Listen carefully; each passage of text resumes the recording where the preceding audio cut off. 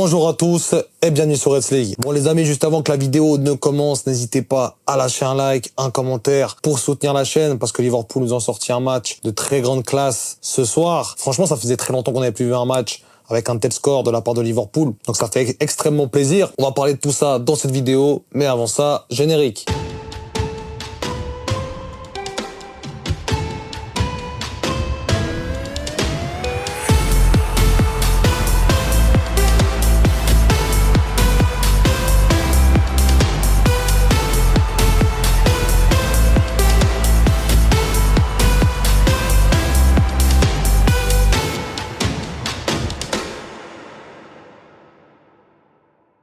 Donc les amis, je tenais quand même encore à m'excuser, je suis toujours malade, je suis dans un mal, les gars, j'ai chopé une gastro endiablée. Franchement, je suis pas dans le bien du tout.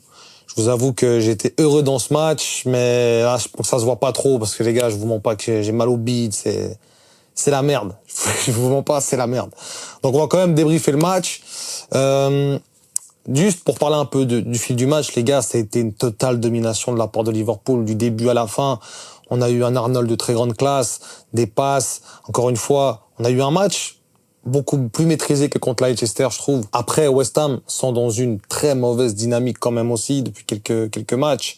Mais ça n'empêche que on aurait pu gagner ce match 8-9-0, les gars. Je pense que c'est pas un scandale du tout.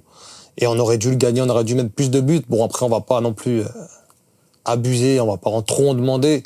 Mais c'est juste par rapport au match, en fait. Par rapport au match que nous pondent les joueurs, encore une fois, c'est une dinguerie. Il n'y a même pas eu match. C'était un jardin où on se promène, on fait ce qu'on veut, on s'assoit, on boit le thé, machin. Enfin, c'était tranquille, quoi. C'était tranquille. C'était pas vraiment un match de première ligue, j'ai l'impression. Même si, bien sûr, hein, vous comprenez mon second degré, enfin, j'espère. C'était quand même un excellent match de la part de Liverpool. Excellente partie. Aussi de la part de Slot. J'ai trouvé un très, très bon management. Il a enfin fait rentrer Endo assez rapidement dans la rencontre, ça j'ai beaucoup apprécié. On n'a toujours pas vu Chiesa. Je pense que Chiesa il va se barrer tout droit vers l'Italie à mon avis, hein, parce que on n'arrive pas à le faire jouer, c'est dommage, hein, parce que moi je trouvais qu'il était quand même assez convaincant. Premier match une passe D, deuxième match il était à 2 doigts de marquer. C'est dommage pour Chiesa, je pense qu'il mériterait quand même un peu plus de temps de jeu. Enfin bref.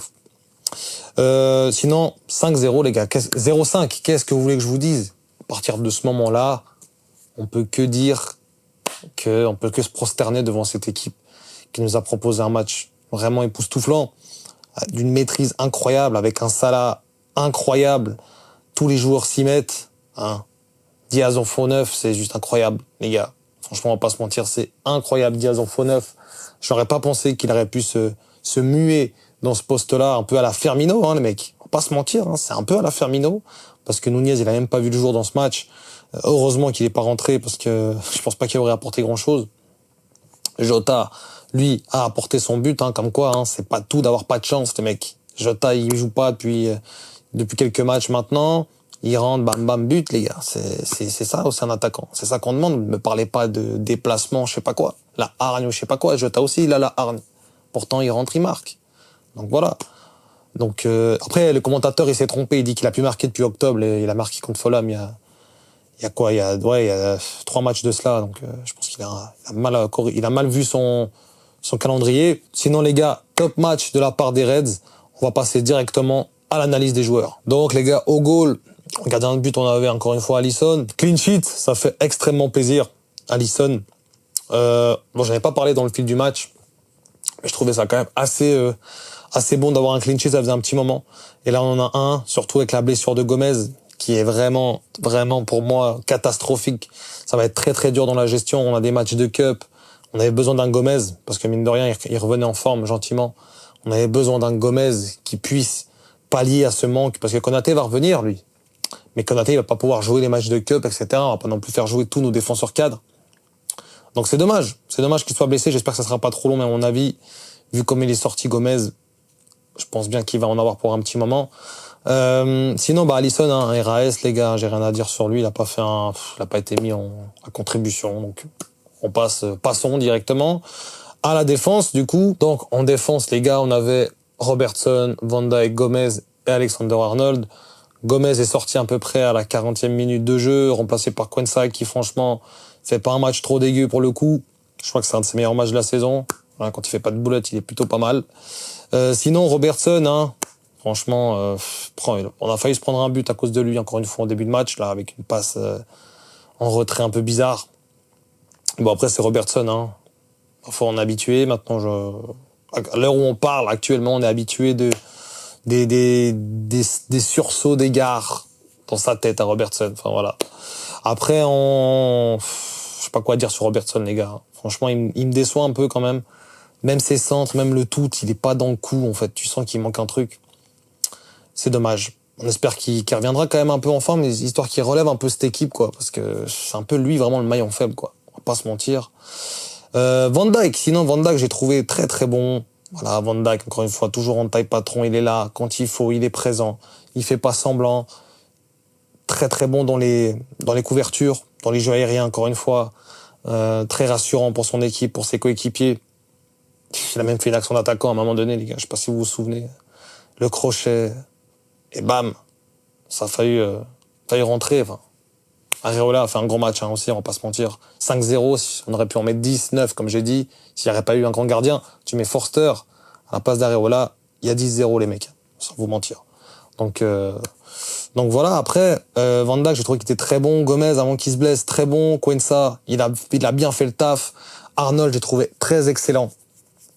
Excellent de la part d'Arnold. Il a marqué son premier but de la saison, hein, au Boxing Day, c'est quand même assez rare. Très bon match de la part d'Arnold. Il a fait plusieurs bonnes passes. Son but, certes, c'est de la réussite. Mais sinon, il a fait un très bon match. Arnold aussi, j'ai beaucoup aimé son match. Après, il faut dire que l'équipe de West Ham était très en dessous d'un niveau qu'on attendait. West Ham, la saison passée, c'est quand même bien plus costaud que ça. Sinon, milieu de terrain, les gars. Milieu de terrain, on avait encore une fois Gravenberch, McAllister et Jones. Pas de Szoboszlai non plus sur la feuille de match. Sinon, les gars, moi j'ai trouvé que le milieu de terrain a fait un excellent match. Encore une fois, McAllister, qui est franchement le mec, il court partout. Il a quadruple poumon. C'est pas possible. C'est pas possible. Et surtout qu'il a failli se blesser, donc tranquille, hein. Il y a 4-5-0, les gars. Arrêtez de courir, prendre des risques pour rien. Contrôlez-vous, zen, tranquille, parce que ça sert à rien d'avoir des efforts comme ça dans le vide à 4-5-0. Mais sinon, McAllister, dans sa lignée, comme d'habitude, excellent. Gravenberch, excellent. Jones, un peu en dessous. Si on doit dire un truc, Jones, pas terrible. Mais Jones, on le connaît, hein. Jones, en fait, c'est un peu le milieu de terrain que quand t'attends pas, il te fait un truc. Quand t'attends un truc de Jones, il va rien te faire. Il faut que t'attendes rien de la part de Jones. Quand t'attends rien de sa part, moi, le match contre Newcastle, j'attendais rien de Jones. J'ai dit, mais là, le match de Jones, il va être cata. Direct, il marquait un but, il a fait le but de l'égalisation. Et pareil pour le match contre Chelsea, où je m'attendais vraiment pas à ce qu'il fasse un bon match. Pourtant, il a fait un super match. Et là, je m'attendais qu'il fasse un bon match, puis il a fait un pas très bon match, les gars. Donc, je pense que Jones, moins t'en attends, mieux c'est. Mais sinon, voilà, on connaît Jones, c'est quand même assez bon. Endo, j'ai beaucoup aimé son apport. Il a pas fait du tout tâche dans l'effectif. Elliott, un peu discret, mais bon, quand il y a 5-0, tu veux faire quoi? 4-5-0, tu rentres, tu sers pas à grand chose, à part juste à contribuer peut-être à avoir un peu plus de buts pour ton équipe. Mais sinon, les rentrants, ils ont fait un bon taf. En général, Tsimikas aussi, il a fait un bon taf, je l'ai trouvé. Les rentrants, rien à dire. Sinon, concernant l'attaque, les gars, c'est là qu'on va passer vraiment au vif du sujet. Gakpo, qui fait un match très correct. Diaz, phénoménal en faux neuf. Je trouve vraiment que c'est son poste, il est incroyable. Et enfin, c'est son poste. Je le dis peut-être pour d'autres postes aussi pour lui, mais je trouve qu'il s'adapte très très bien à cette aile gauche, comme il s'adapte très très bien à ce positionnement de faux neuf, les gars. Il n'y a pas de remise de tête, il y a pas de jeu en pivot avec lui, enfin très peu, vu sa taille. C'est vraiment un faux neuf qui vient construire, qui vient décrocher, qui vient attirer les défenseurs pour pouvoir que les ailiers, Gakpo et Salah, puissent monter dans le dos. Donc très très gros match de Diaz, j'ai beaucoup aimé son match. Et puis Salah, encore une fois, hein, qui peut finir avec un quadruplé s'il n'a pas du savant sur les pieds. C'est dommage qu'il n'arrive pas à conclure ses occasions, parce qu'il en a vraiment 3-4 de belles, hein, quand même. 3-4 où il doit la mettre au fond, ça peut vraiment être pas mal pour lui. Donc ouais, c'est dommage de la part de Salah de pas conclure ses occasions, parce qu'il en avait je sais pas combien. Il aurait pu vraiment marquer un triplé et 2 passes D, ça aurait été un match phénoménal pour lui. C'était un match pour Salah, qui adore marquer contre West Ham. Mais malgré tout, il a sorti un gros match, encore l'homme du match, double passe D. Et sa deuxième passe là pour Jota, pour le dernier but, c'est juste incroyable, les gars. C'est juste incroyable. Franchement, j'ai pas les mots. Aussi un truc. Sur la première passe D là qu'il met pour Gakpo, beaucoup pensent qu'il a pas fait exprès. Regardez comme il se tourne. Il se tourne tellement vite que moi je peux pas penser qu'il a pas fait exprès. Un gars qui fait pas exprès, il est même surpris que ça le fasse. Il a déjà le mouvement du corps, alors que la balle elle a même pas fini sa trajectoire. Tu vois que le mec il a fait exprès quoi. Comme il se tourne, etc. C'est juste phénoménal. Après il te met encore une passe d'incroyable. Sinon après son but, encore une fois il a le secret. Il marque souvent des buts comme ça contre West Ham, mais il aime bien fermer son pied au dernier moment. Mais si on veut être sérieux et objectif, il doit marquer plus. Il doit mettre un triplé minimum, ça là, dans ce match. Minimum. C'est juste dommage pour lui. Parce qu'en soit, le match n'aurait rien changé. Mais c'est dommage pour lui. Il aurait pu peut-être avoir déjà 20 buts, 12 passes D. Et puis même si maintenant, ses coéquipiers finissent ses actions, il peut finir à 3 buts, 3 passes D, le mec. Tu pètes un plomb. Tu pètes un plomb à quel point il est trop bon, ça là. Il est phénoménal. J'ai fini le débrief sur ça parce que je pense que, je l'ai déjà assez dit, je pense que ce match, il est très représentatif de ce que fait Liverpool. Et voilà, les gars. Phénoménal, ça là, encore une fois, qui a frappé très fort et qui, je pense, va encore frapper contre United, les mecs. Hein. Il va faire très mal, ça là. Peut-être un doublé, peut-être un triplé, qui sait. On verra bien.